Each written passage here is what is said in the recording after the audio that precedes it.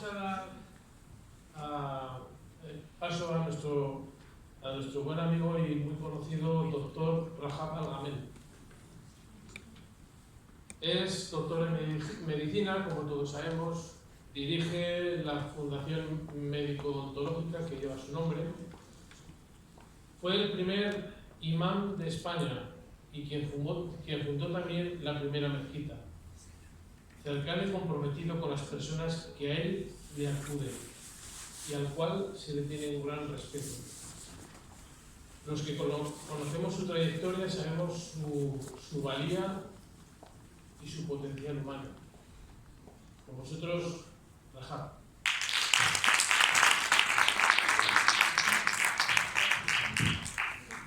Buenos días. Yo les voy a hablar de la vida real, la vida como es, como se vive, como transcurre, y es sobre el pensamiento. El pensamiento radica en la mente de nuestro cerebro, y la mente tiene dos áreas. Y la palabra área, neurológicamente hablando, es un conjunto de neuronas que hacen la misma función. Un conjunto de neuronas que hacen la misma función. Y nuestra mente tiene dos áreas. Una área de pensamiento positivo y una área de pensamiento negativo. Si estimulamos el área de pensamiento positivo, surge la ilusión, el entusiasmo, la satisfacción, el optimismo y, como consecuencia, el espíritu de lucha. Si estimulamos el área de pensamiento negativo, surge el miedo, y el miedo da lugar a la inseguridad, a la desconfianza y al pesimismo que conduce a la derrota. En este sentido, en este campo, eso valida el dicho de Antonio Machado, que decía que el futuro está en las ideas. Es decir, depende de nuestro pensamiento, depende de nuestra formación mental, nos conduce al futuro. Y ahora vamos a ver el pensamiento ante la vida, es decir, cómo vivimos con nuestro pensamiento. Se han realizado estudios sobre la estimulación del pensamiento positivo y fue una universidad americana que escogió fue a unos institutos y escogió a los más inteligentes y los puso en unos grupos y dejó el resto en otros grupos. Y a los más inteligentes les dejó sus profesores habituales y al resto, a los otros grupos, que serían en este caso los menos inteligentes, él les puso profesores preparados para animación, estimulación, etc. Y a final de curso se encontró de que los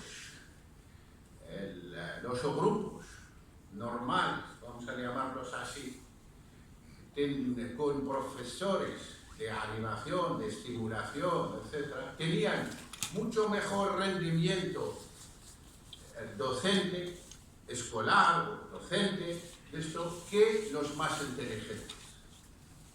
Eso quiere decir que lo fundamental en nuestra mente es el estímulo. Si el estímulo va por el camino positivo, el rendimiento es alto. Y si va, quiere decir, normal, pues normal. Ahora pasamos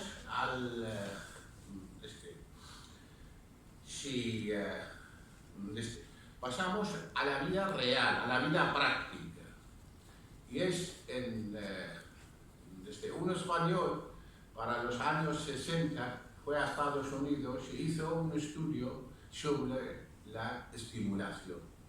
Y fue a la fábrica de General Motors, que tenía, lógico, 3 turnos.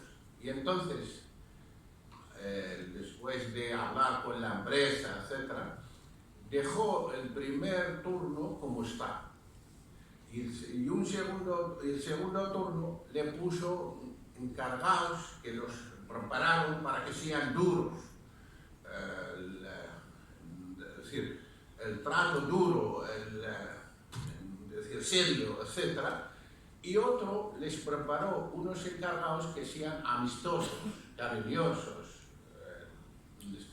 Y a final de año encontraron que el primer grupo seguía como estaba. El segundo grupo, el que tenía los encargados con trato duro, tenía más siniestralidad y menos producción. Y el tercer grupo tenía menos siniestralidad y más producción. Eso es lo que acabo de decir, de que nuestra mente depende del estímulo. Y ahora voy a ver cómo en la vida se manipula el pensamiento. Es decir,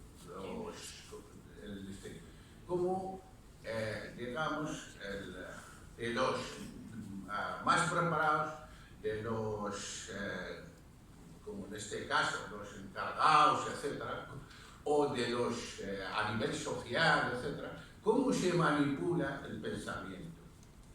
La manipulación del pensamiento a nivel social puede tener 3 formas. Una con predominio positivo y otra de forma mixta, y una tercera forma es de predominio negativo. Cuando el ejemplo, ¿qué resultados da a nivel social de la manipulación del pensamiento? Si en el caso de la manipulación positiva da lugar a lo que se llama polarización grupal, gente que se agrupa entre ellos, se acercan, se unen, es decir, se solidarizan, etcétera, etcétera. Y eso genera los grupos sociales, como, por ejemplo, quizá el término aquí no es lo adecuado cuando se dice las sectas, pero hablo en sentido positivo, en sentido beneficioso, en sentido útil. Y la forma mixta, es decir, positivo y negativo a la vez, el estímulo, tenemos el caso de lo simboliza, quiere decir, el caso, el ejemplo, es el interés disfrazado. ¿Y cómo es el ejemplo? Cuando un líder mueve las masas. La masa es descerebrada, descabezada. La masa, lo que le dice el líder, lo hace. Y entonces, depende del interés del líder, mueve las masas. Pero ese porque los domina. Porque, es decir, todo lo que manda hacia la masa, lo hace. Eso se estudia bajo el título interés disfrazado, encubierto.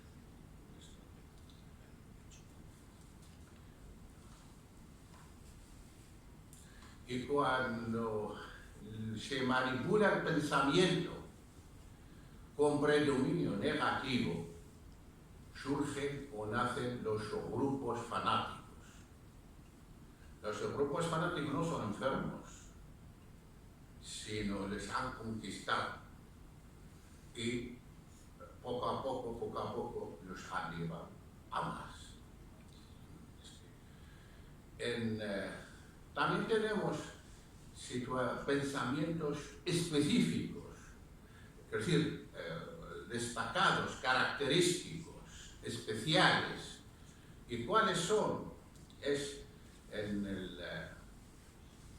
en el campo con estímulo positivo, tenemos la empatía, que es el árbol de la amistad. La mente está sometida a estímulos positivos. Y otro caso aún más destacado es el amor, que es la fruta más dulce del pensamiento positivo. Es lo mejor del pensamiento positivo, cuando se va creando amor. En el caso de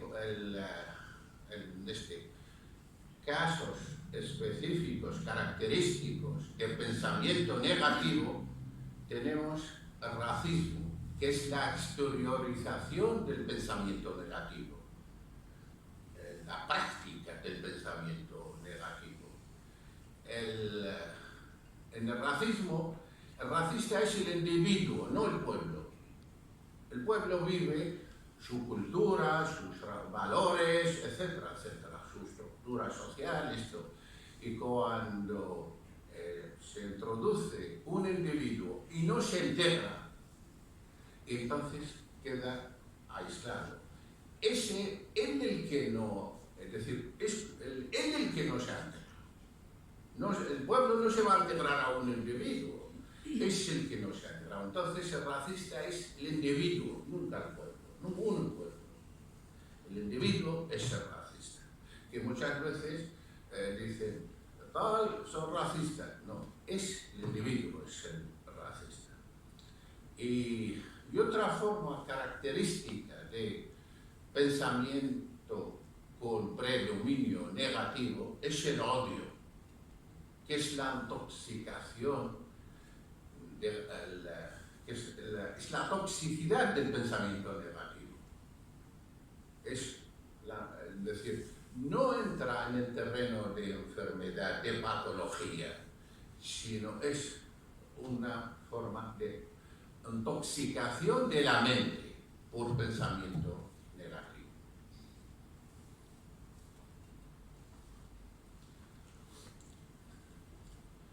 Y ahora vamos a ver el pensamiento ante la vida espiritual.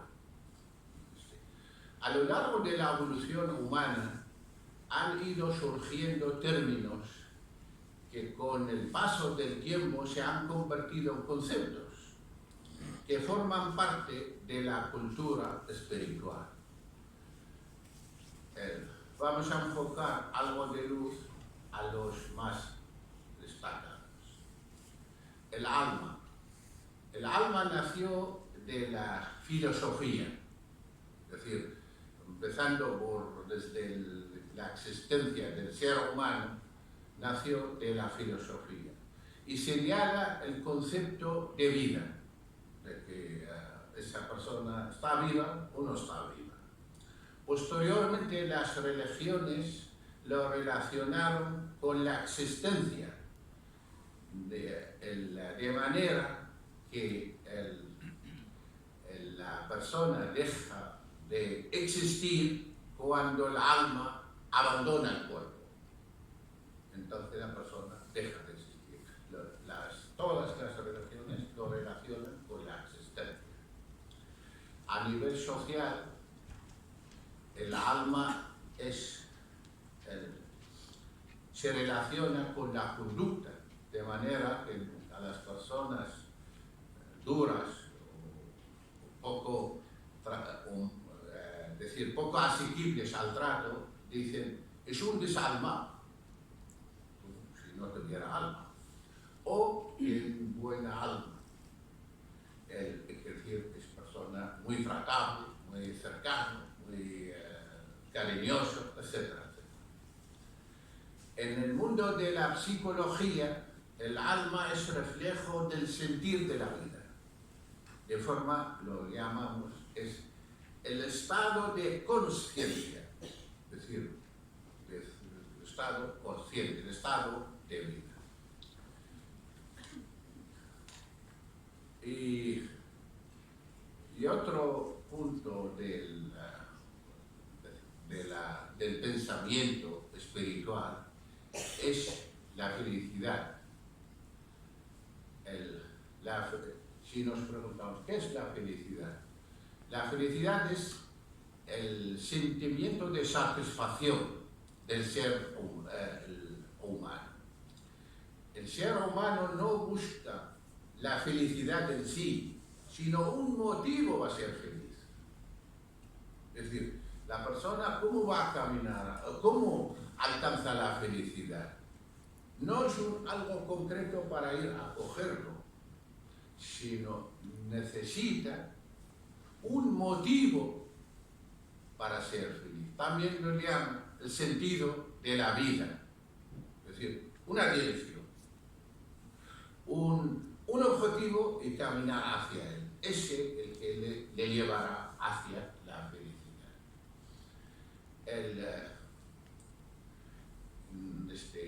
Podemos mencionar definiciones de algunos personajes destacados en ese campo, en ese terreno de la felicidad.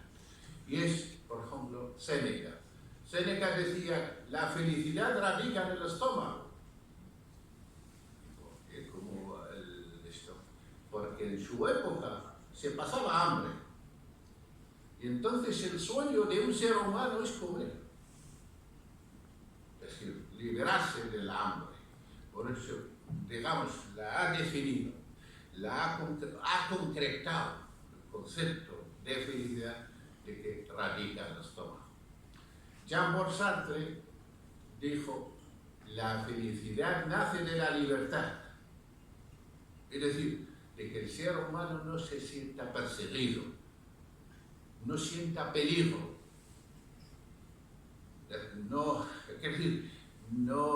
decir, viva tranquilo, viva con seguridad, pueda hacer su vida, es decir, trabajar, hablar, pensar, etc., libremente, sin que, digamos, nadie le haga daño, sin, digamos, nadie, en cierta manera, se le con él. Pero hubo un teólogo egipcio, dijo, la felicidad está bajo la sombra del Corán. ¿Y cómo es esto? Para él, el obedecer a Dios gana su gracia. Y al ganar su gracia, se siente tranquilo. Y se siente optimista cara al futuro, cara a su encuentro con Dios. Se siente con buen futuro, se siente que tiene ganado el futuro. Por eso él la ha colocado allí. Es decir, no solo él, daba mucha más importancia al futuro que al presente. Él la ha definido de que la felicidad está bajo la sombra del Corán. Y otro de los conceptos que podemos tratar en ese es la fe.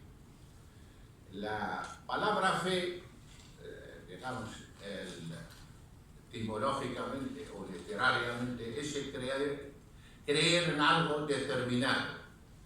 De allí surge el término de creyente. Y si la fe la relacionamos con Dios, surgen 4 términos. El creyente, o el teísta, lo mismo, creyente. El agnóstico, el ateo y el antiteísta. Es decir, de mayor a menor, el creyente, el agnóstico, el ateo y el antiteísta. El agnóstico no cree, pero no niega. Es decir, no está en contra, no cree, pero no ha llegado a creer, pero no niega. El ateo no cree y niega. Pero el antiteísta es el enemigo del teísta. totalmente enemigo de estos. De allí nos podemos imaginar ante la vida tres situaciones.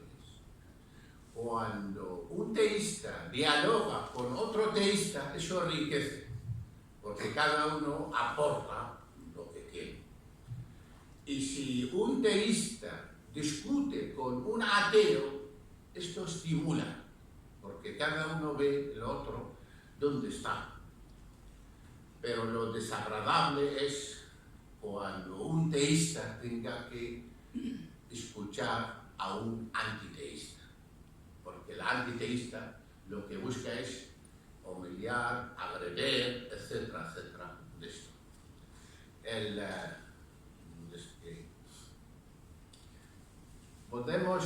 Podemos imaginar la fe como un mar, y entonces el que sabe nadar disfruta, y el que no sabe se ahoga.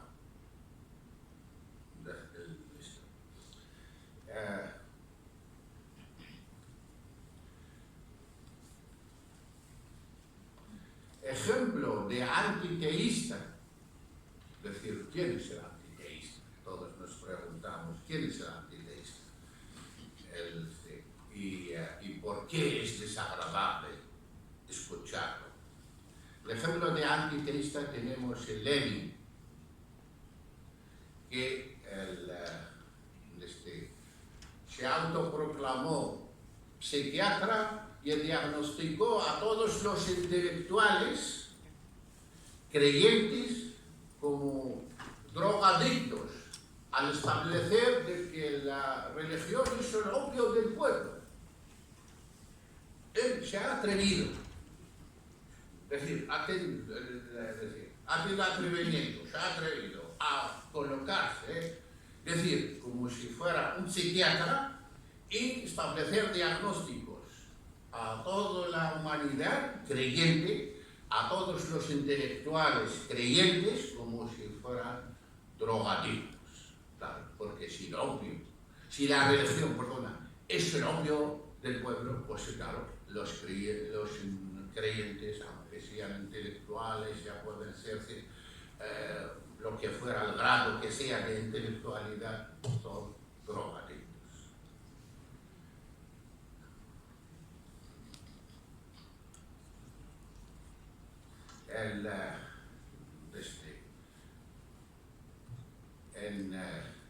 Yo ante ese punto me atrevo a decir que en este caso Lenin se colocó en el altar del maestro para enseñar a la humanidad, y cuando no se daba cuenta que no valía ni para ocupar el potro del alumno, no valía ni para aprender, y él se colocó como maestro a toda la humanidad a decir: son drogadictos.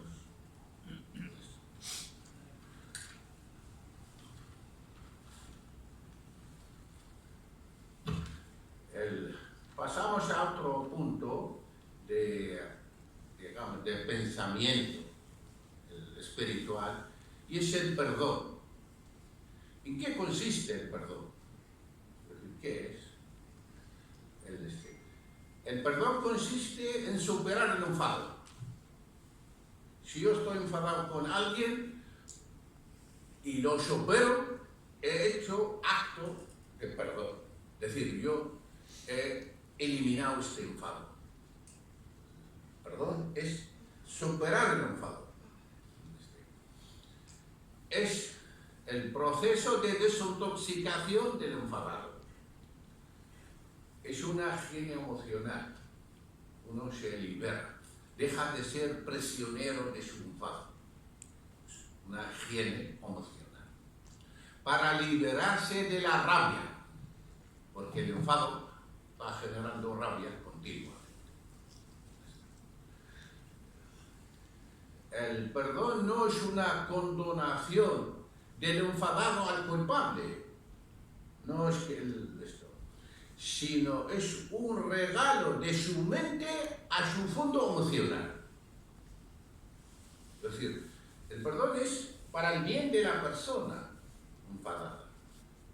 él se libera y deja de sufrir rabia, y deja, etc. Y recupera su equilibrio emocional. Pero para alcanzar ese objetivo de superar el enfado, lo primero, el primer paso, es aprender a perder. Si no aprendemos a perder, no somos capaces de superar el enfado y alcanzar el perdón.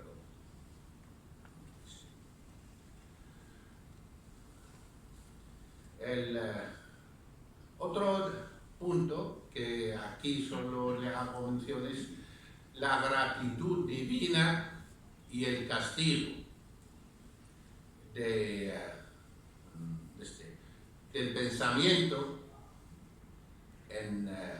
nace, en este caso, dos conceptos: el paraíso y el infierno. Siempre el concepto de infierno, unos lo imaginan como tortura y otros como desprecio. Eso hago mención porque es una función mental. Es decir, todo ser humano lo vive, es decir, ante la vida.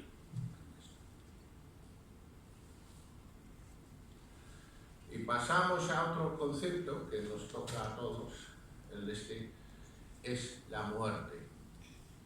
La muerte a nivel psíquico es el estado de inconsciente, es decir, el que no se entera, que no, y que representa el ser descerebrado. Es decir, el cerebro, todo el cerebro se aísla.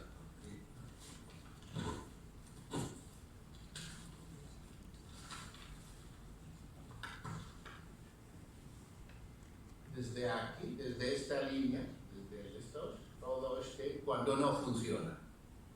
¿Y cuando deja de funcionar? Si ha sufrido falta de sangre. Toda materia viva, si no le llega oxígeno y glucosa, se muere. Es decir,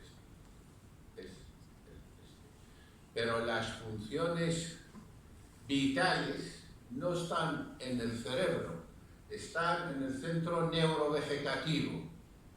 Es decir, se puede quitar el cerebro desde aquí todo y dejar y la persona sigue viva, es decir, orgánicamente. Es decir, no siente, ni se mueve, ni ve, ni tal, eso le llaman descerebrado. A nivel psicológico, la muerte es el ser descerebrado. A nivel orgánico traduce la parada cardíaca. Y si pasan 5 minutos, se produce la pérdida de la actividad cerebral. Y entonces ya el cerebro queda irreversible. Es decir, ya la actividad cerebral queda irreversible.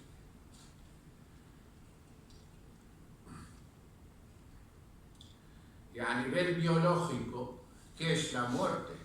Es decir, ¿qué es el punto final de la existencia humana? Es cuando en una célula se para la bomba de sodio y potasio. En la membrana celular, toda membrana celular, hay una bomba que saca potasio de la célula y saca sodio de la célula y mete potasio.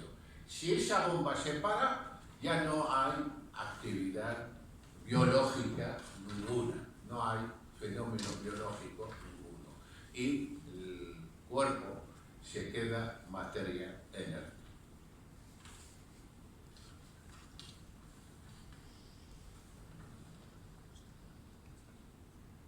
Y el punto último, que en ese caso voy a mencionar, que también forma parte de nuestro pensamiento, es la reencarnación y la resolución. Aquí todas las imaginaciones tienen lugar. Es material para el pensamiento abstracto. Porque el pensamiento con conocimientos, con esto es pensamiento real, material, es palpable. Sin embargo, el pensamiento abstracto, el que sin materia, sin elementos, sin aportación de elementos, es material para el pensamiento abstracto, que enriquece la imaginación del creyente, en ese caso. Y caben dos situaciones. Es la espiritual y la física. Pero en sí la reencarnación, la resolución, esto, es la vuelta del alma a su origen, de donde salió. Es decir, salió de esa persona cuando vuelve a se reencarna. Espero que me habéis entendido. Bueno, pues yo creo que ha quedado más claro su visión como médico y como doctor y como imán. Y bueno, pues ahora presentaros, ya no, así que está aquí.